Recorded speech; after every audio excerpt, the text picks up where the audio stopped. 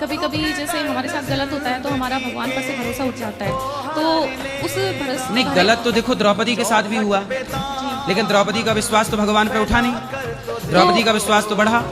इसलिए आपके साथ गलत हो रहा है तो आप रोकिए ना उसे, बताइए अपने माता पिता को कि हमारे साथ ये गलत कर रहा है। भगवान से भरोसा, आजकल लह देख के आदमी केवल भगवान की खोपड़ी पे चढ़ता है, हम भगवान पे भरोसा नहीं करेंगे, हम भगवान को नहीं मानेंगे। अरे तुम्हारे संग अत्याचार हो रहा है, तुम्हारे भी तो भगवान ने शक्ति दे रखी है, तो इसीलिए तो अपने को झांसी की रानी बनाओ।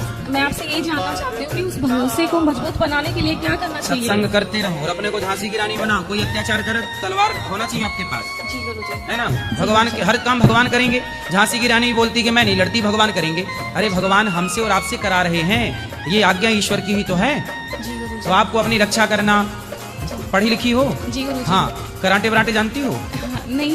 फिर आपके कोई शोषण करेगा तो उसके जिम्मेदार आप ही होंगे। भगवान ने ये कहा तो है कि भाई अपने को अर्जुन ने गांडीव चलाना कहा है, जबकि अर्जुन के मित्र तो भगवान है। अब जिसके सहयोगी कृष्ण हैं, उसको गांडीव चलाने की क्या जरूरत थी? लेकिन नहीं, भगवान ने कहा मैं तेरे साथ हूँ, लेकिन तुझे ही अपने कुछ काम करने पड़ेंगे।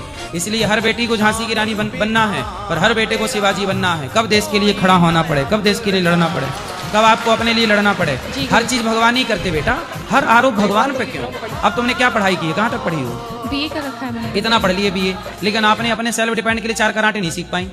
नहीं गुरुजी, वो तो सीख लूंगी, पर कभी कब कभी सीख लोगे? परिवार बुढ़ापे में, कभी कभी परिवार जब आ जाता है तो कभी कभी चुप भी रहना पड़ता है, सहन भी करनी पड़ती है चीजें की। देखो, माँ कुछ कहे तो सहन कर लो, जी। बाप कुछ कहे सहन कर लो, भाई कुछ कहे सहन कर लो, पति कुछ कह दे सहन कर